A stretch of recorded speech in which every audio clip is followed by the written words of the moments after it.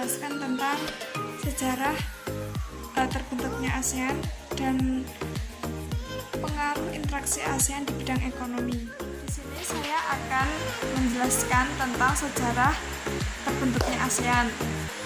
ASEAN adalah organisasi geopolitik dan ekonomi Asia Tenggara yang dibentuk pada 8 Agustus 1967. Ada 5 negara penggagas. Yang pertama, Indonesia, Malaysia, Filipina, Singapura, dan Thailand. Dalam perkembangannya, keanggotaan ASEAN bertambah, yaitu negara Brunei Darussalam, Myanmar, Kamboja, Laos, dan Vietnam. Tujuan berdirinya ASEAN adalah meningkatkan pertumbuhan ekonomi, sosial, budaya di negara-negara anggota serta sebagai forum untuk menyelesaikan berbagai negara anggota. Namun, secara bertahap, ASEAN terus berkembang dan kini menjadi salah satu organisasi yang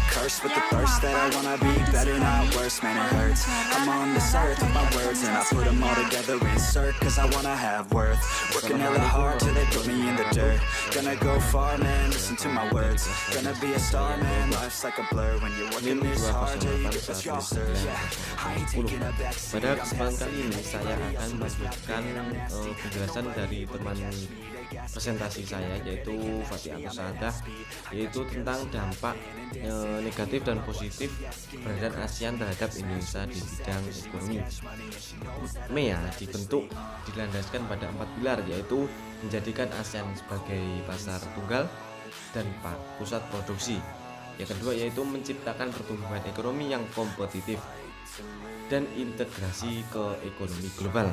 Dengan adanya penyatuan peningkatan daya saing antar kawasan ASEAN, mendorong pertumbuhan ekonomi, menekan angka kemiskinan, dan untuk meningkatkan standar hidup masyarakat ASEAN, sehingga kualitas dan keterampilan yang dimiliki oleh setiap masyarakat di Indonesia harus dapat bersaing dengan masyarakat di luar.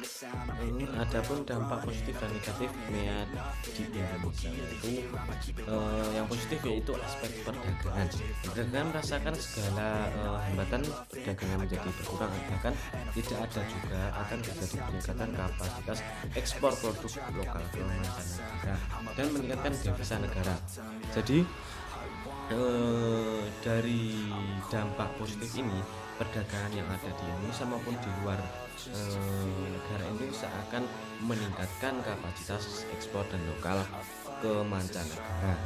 Yang kedua yaitu aspek investasi, yaitu memberikan akses lebih mudah untuk para investor agar secara langsung dan tanpa hambatan dapat menjalankan investasinya berbagai sektor, yaitu dengan dalam bidang aspek investasi, para investor akan lebih mudah, lebih gampang untuk memasukkan suatu modal ke negara Indonesia, dan Indonesia dapat mengembangkan modal tersebut untuk berbagai bidang dalam jasa pengembangan investor tersebut. Yaitu yang ketiga yaitu bidang ketenaga kerjaan. Maka masyarakat akan berusaha meningkatkan kualitas serta keterampilan pribadi. Kita contohkan dalam bidang ketenaga kerjaan yang ada di Indonesia.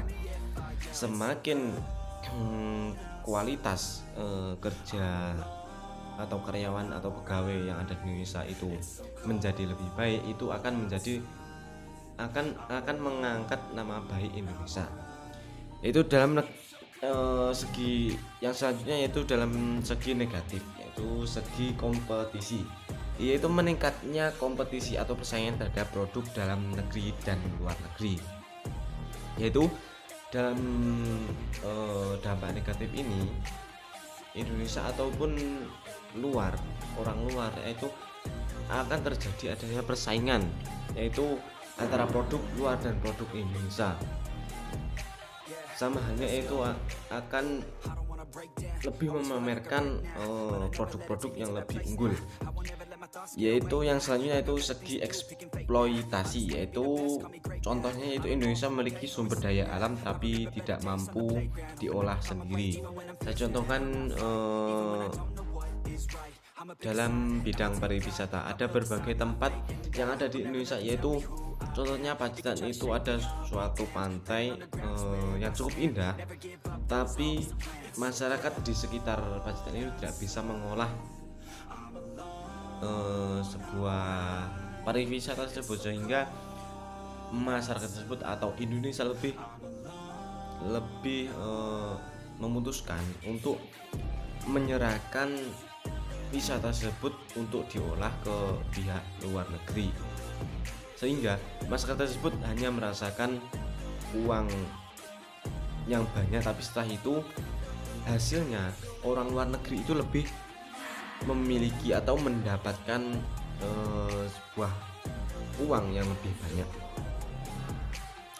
Yang selanjutnya yaitu yang D, yaitu peluang dan ancaman keberadaan MIA di Indonesia. Yang pertama yaitu peluangnya dapat meningkatkan sebagai jembatan dalam membangun rantai suplai makanan dan bisa menjadi perantara untuk melakukan kegiatan impor dan ekspor dengan negara non ASEAN.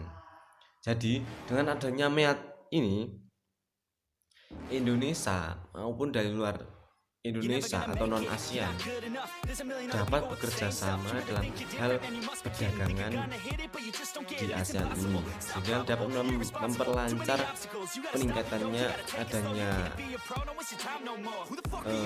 bisnis antar luar negara Indonesia dan Indonesia. Yaitu yang B, ancamannya. Yang pertama yaitu dalam bidang perdagangan dan barang jasa. Yang kedua yaitu tantangan di bidang investasi. Yang ketiga yaitu bidang ketenaga kerjaan. Yang keempat yaitu bidang UMKM atau usaha mikro, kecil dan menengah. Sekian penjelasan dari saya, semoga bermanfaat. Terima kasih. Bila ada kesalahan kata mohon maaf sebesar-besarnya. Sekian, assalamualaikum warahmatullahi wabarakatuh. You just gonna take that, or will you fucking fight back?